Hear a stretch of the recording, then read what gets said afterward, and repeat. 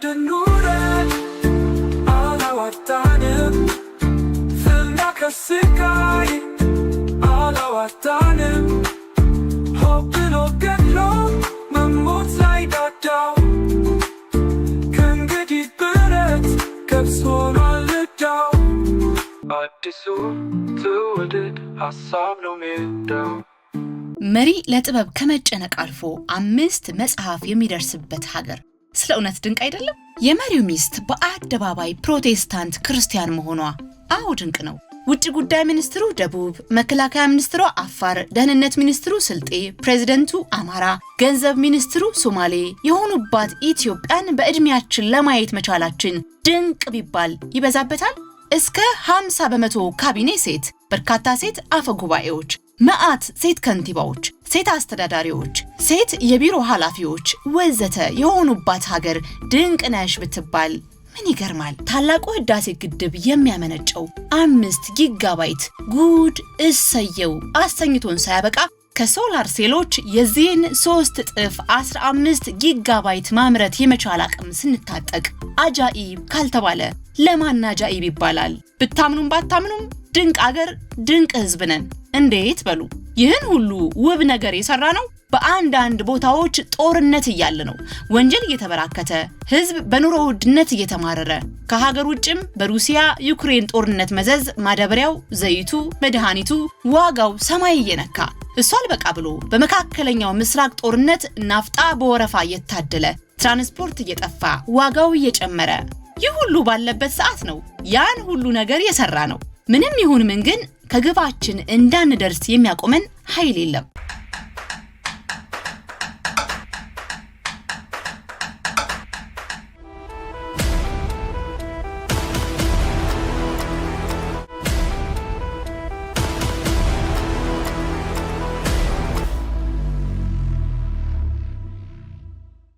መሪ ለጥበብ ከመጨነቅ አልፎ 5 መጽሐፍ የሚደርስበት ሀገር ስለ እውነት ድንቅ አይደለም? እንደው በሞቴ ንገሩኝ፣ መሪዎቹ መጽሐፍ የሚያነቡ ብቻ ሳይሆኑ መጽሐፍ የሚጽፉባት ሀገር ማግኘት አጃኢብ ካላስባለ ምን ሊያስብል ይችላል? ይህ እኮ የስልጣኔና የንባብ ባህልን ከቤተ መንግስት እስከ አደባባይ የዘረጋ ትልቅ የጥበብ ድልድይ ነው። የመሪው ሚስት በአደባባይ ፕሮቴስታንት ክርስቲያን መሆኗ አዎ ድንቅ ነው። ቀዳማዊ እመቤቷ 3 መንፈሳዊ አልበም ያሳተሙባት ኢትዮጵያ ከምር ድንቅ ናት።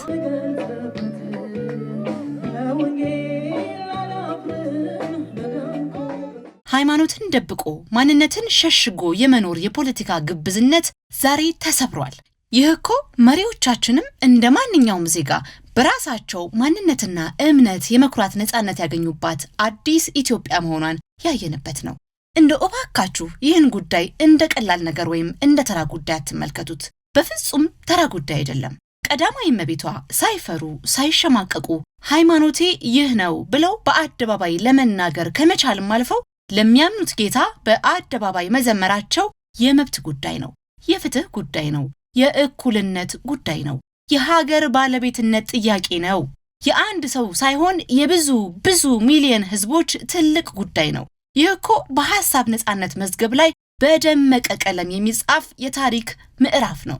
በየቤታቸውና በየጓዳቸው ማንነታቸውን ደብቀው ለኖሩ በሚሊዮን የሚቆጠሩ ዜጎች እናንተም የሀገሪቱ ባለቤት ናችሁ የሚል ታላቅ የምስራች ተነግሯል። ዛሬ ድምጽ የሌላቸው ድምጽ ያገኙባት፣ የተገፉት ደረታቸውን ነፍተው የሚቆሙባት ኢትዮጵያ ተወልዳለች።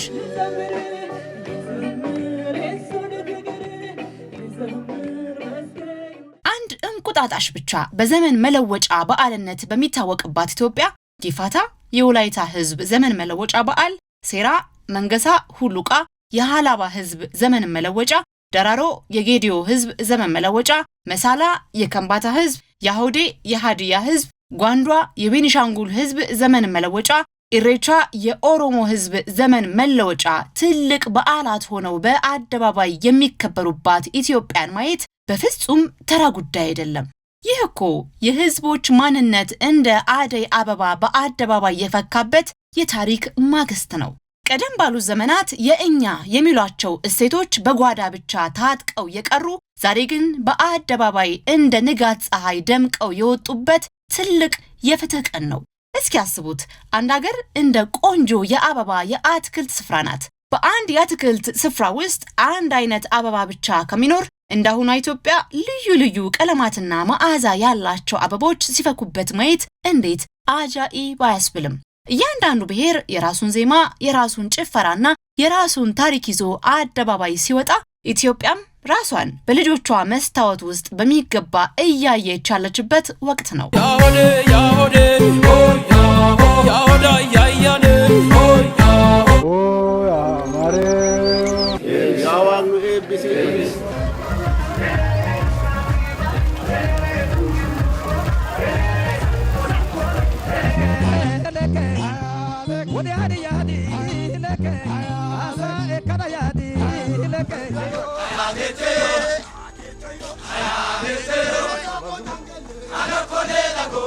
ኢትዮጵያ በምኒልክ፣ በኢያሱ፣ በኃይለ ሥላሴ፣ በደርግ፣ በወያኔ በየትኛው መንግስት እንዲህ የሁሉም ህዝቦቿ፣ የሁሉም ሃይማኖቶቿ፣ የሁሉም ባህሎቿ፣ የሁሉም ልምዶቿ ሆና ለማወቋ ያልደነቀ ሌላ ምን ጉዳይ ሊደንቅህ ይችላል? ዛሬም አንድ እንቁጣጣሽ ብቻ የዘመን መለወጫ ሆኖ ይከበር፣ አንድ አምላክ ብቻ ይወደስ፣ አንድ መዝሙር ብቻ ይዘመር፣ አንድ ልብስ ብቻ ይለበስ፣ ሁሉም በእኩልነት ከተከበረ፣ ሁሉም ከተወደደ ኢትዮጵያ ትከፋፈላለች፣ አንድነቷ ይበላሻል፣ ይፈርሳል የሚሉ ሰዎች በዚህ ዘመን መኖራቸውስ ከድንቅም ድንቅ አይደል? በአንድነት ውስጥ ያለን ልዩነት እንደ ስጋት ሳይሆን እንደ ጌጥ ማየት መቻል የስልጣኔ ሁሉ ጥግ አይደል? እስቲ አስቡት፣ አንድ የቀስተ ደመና ቀለም ውበቱ የሚመጣው ከአንድ አይነት ቀለም ሳይሆን ከሰባቱ ቀለማት መስተጋብር መሆኑን። ኢትዮጵያም ውበቷ የጥቁር፣ የነጭ ወይም የአንድ ወገን ብቻ ሳይሆን የሁሉም ዜጎቿ የቀለም ቅይጥ መሆኑን። ሁሉንም እኩል ብናከብር ሀገር ትፈርሳለች የሚለው ስጋት የቆየውንና የዛገውን አንድነትን በጫና የማምጣት አስተሳሰብ ነው። እውነተኛ አንድነት ግን በፍቅር እንጂ በግዴታ በልዩነት ውስጥ ባለው ውበት እንጂ በአንድ አይነትነት አይመጣም። ይህ ለውጥ የእኩልነት፣ የመብት፣ የሀገር ባለቤትነት ጉዳይ መሆኑን መቀበል ተስኗቸው ለውጡን እየኮነኑ መሪውን ሌባ፣ ዱርዬ፣ አምባገነን እያሉ 24 ሰዓት ሲሰድቡ መኖር ይችላሉ ብቻ ሳይሆን እንደ ሙያ እንደ መተዳደሪያ ሊይዙት መቻላቸውስ ድንቅ አይደል? ሐሳብን በሐሳብ መመከት አቅቶት ስድብን እንደ ጋሻ ለያዘው አካልም ቢሆን የአየር በነጻነት የሚተነፍስበት መሆኑ ድንቅነቷን አያሳይም? ውጭ ጉዳይ ሚኒስትሩ ደቡብ፣ መከላከያ ሚኒስትሩ አፋር፣ ደህንነት ሚኒስትሩ ስልጤ፣ ፕሬዝደንቱ አማራ፣ ገንዘብ ሚኒስትሩ ሶማሌ የሆኑባት ኢትዮጵያን በእድሜያችን ለማየት መቻላችን ድንቅ ቢባል ይበዛበታል። እኔ ከሚል ጠባብነት ወጥተን እኛ ወደሚል ታላቅነት የተሸጋገርንበት ድልድይ እኮ ነው። ቀደም ባሉ ዘመናት ስልጣን የአንድ ወገን ወይም የጥቂቶች ብቻ መስሎ ይታይ በነበረበት ሀገር ዛሬ ግን ከዳር እስከ ዳር ያሉ ልጆቿ የሀገሪቱን የስልጣን ቁንጮ በጋራ ሲይዙ ማየት ትልቅ የታሪክ አብዮትም አይደል? ይህ እኮ ዝም ብሎ የሹመት ስብጥር አይደለም። የኢትዮጵያዊነት ማህተም በሁሉም ዜጋ ልብ ላይ እንዲያርፍ የሚያደርግ የአንድነት ዋስትና እንጂ እያንዳንዱ ብሔር በዚህች ሀገር ላይ እኩል ድርሻ አለኝ ብሎ እንዲያምን የሚያደርገው እንዲህ አይነቱ ፍትሃዊ ተዋጽኦ ነው ጃል።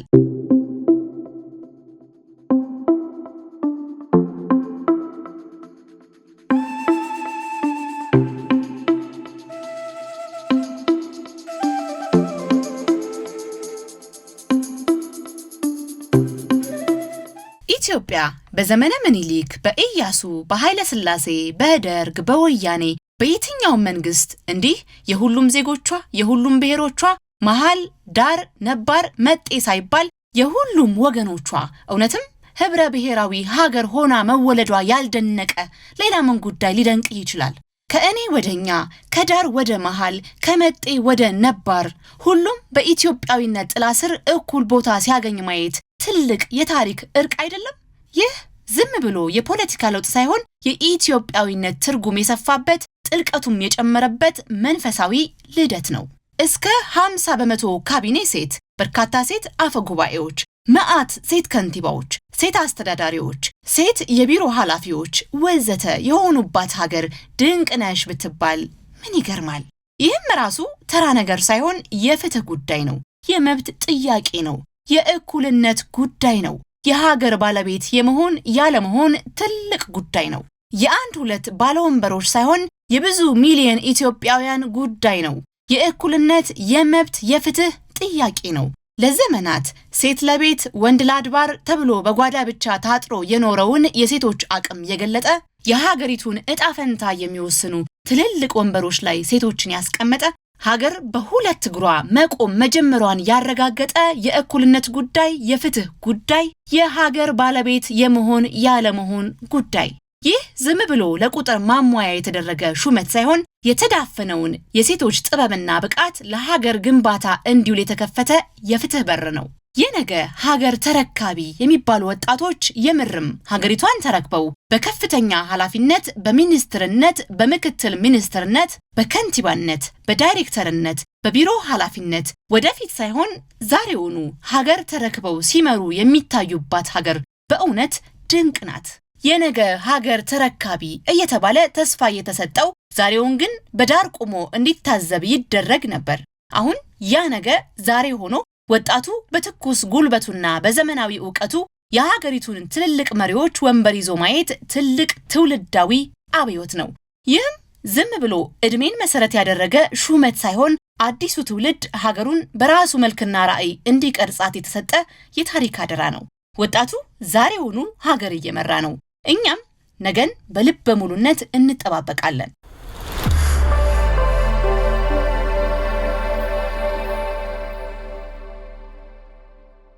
በቢሊዮኖች የሚቆጠር በጀት መድባ የተቸገሩ ዜጎችን የምትመግብ፣ ተማሪዎቿን በቀን 2 ጊዜ የምታበላ፣ አቅመ ደካሞችን የምትመግብ፣ መኖር ያላጡ ቤት የምትሰጥ ሀገር እውነት እላችኋለሁ ከድንቅም የተባረከች ነች። በኢኮኖሚ፣ በዲፕሎማሲ፣ በቴክኖሎጂ፣ በአረንጓዴ ስልጣኔ የተደረገውን ግስጋሴ ሁሉ ትተን ኢትዮጵያ መቼ ነው ይህን አድርጋ የምታውቀው? በአፍሪካ ከሁሉም ትልቁ የተባለውን ግድብ ገንብታ ጨርሳ እንደገና በአፍሪካ እጅግ ግዙፉን የአውሮፕላን ማረፊያ በመገንባት ላይ ያለች ሀገር ድንቅ ካልተባለች ማን ድንቅ ሊባል ነው? አይገርማችሁም? አይቻልም የሚሉ የውጭና የውስጥ ድምጾች በበዙበት የኢኮኖሚ ማዕበል በሚያናውጥበት ዘመን ኢትዮጵያ ግን ግዙፍ ፕሮጀክቶችን እንደ ዶቃዎች በመደርደር ላይ ነች። ትላንት በአባይ ላይ ድል ተቀዳጅታ ዛሬ ደግሞ ሰማዩን የሚቆጣጠር ግዙፍ የአውሮፕላን ማረፊያ ለመገንባት መሰረት ጥላለች። የአፍሪካ የብልጽግና ተምሳሌት ለመሆናችን ህያው ምስክር። ይህ ዝም ብሎ የኮንክሪትና የብረት ግንባታ ሳይሆን የትውልድ ተስፋና የማይሰበር የኢትዮጵያዊነት ወኔ ውጤት ነው።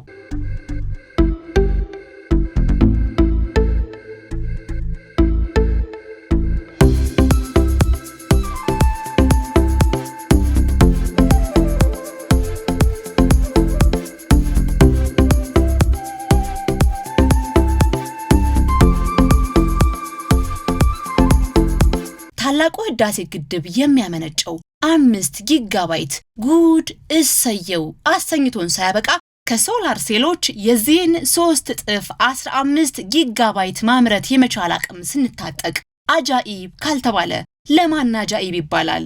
በአመታት ልፋት መሃል ሀገር ውስጥ ወደብ ገንብተን በትልቅነቱም በአቅሙም በዘመናዊነቱም ከጅቡቲና ከበርበራ የሚበልጥ ግዙፍ አዲስ ወደብ ማግኘታችንን ስንሰማ አቦጃችሁን ይባርከው ካላልን መች ልናመሰግን ነው? ይህ እኮ የባህር በር ፍለጋ ብቻ ሳይሆን የከፍታ በር መክፈቻችን ነው።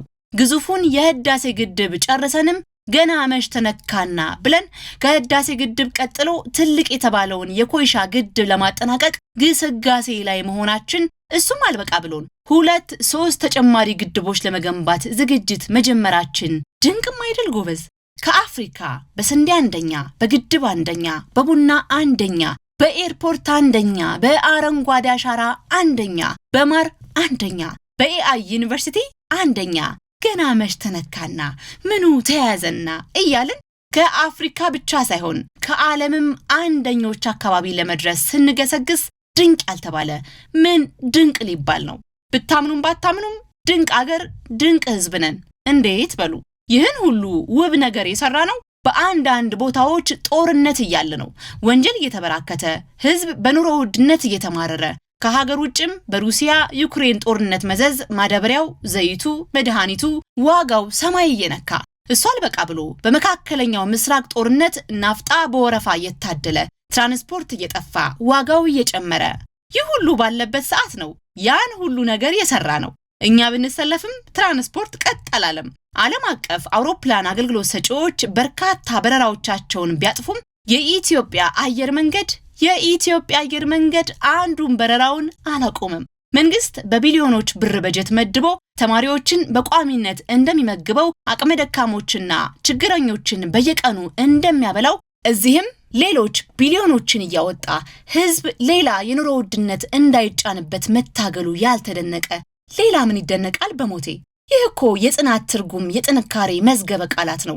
እንደው ማን ይሙት ሌላ ሀገር ቢሆን እንዲህ ያለ የውስጥና የውጭ ጫና ተደራርቦ ቢመጣ ልማቱ ይቅርና የመንግስት መዋቅሩ ራሱ ላይፈርስ ይችል ይሆን? እርግጥ ይህ ሁሉ ያለ መከራ የተገኘ ድል አይደለም። ብዙ ላብ፣ ብዙ ጊዜ፣ ብዙ ድካም፣ ሲከፋም ደም ተከፍሎበታል። ትግሉ ደግሞ ገና ተጀመረ እንጂ አላለቀም። ገና ምን ተነካና ወደ ግባችን ይበልጥ በቀረበን ጊዜ ደግሞ ድካማችንም ፈተናችንም ያንኑ ያህል ይጨምራል።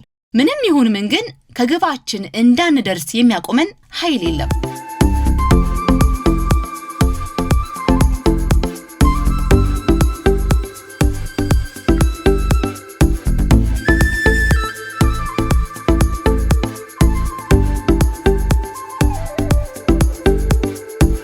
የአሜሪካ ፕሬዝዳንታዊ ምርጫ በየ4 ዓመቱ ቢካሄድም የሚቀጥለው ምርጫ አዲሱ ፕሬዝዳንት ወንበሩን እንደተረከበ ነው የሚጀምረው። ተፎካካሪ ፓርቲዎችና ግለሰቦች ያን ሁሉ ዓመት እየቀሰቀሱ እየተፎካከሩ በየስቴቱ እየዞሩ ንግግር እያደረጉ 3 ዓመት ከምናምን እየታገሉ ይቆዩና የዘመቻው መጨረሻዎቹ ሆም ስትሬች ይባላል።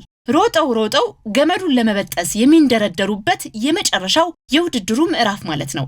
ማራቶን 40 ምናምን ኪሎ ሜትር ላባቸውን አንጠፍጥፈው ሮጠው ስንቱን ጎራ ዞረው ወደ ስታዲየሙ ሊገቡ ሲቃረቡ ያለችዋ ወሳኝ ምዕራፍ የመጨረሻው ኪሎ ሜትር ትባላለች።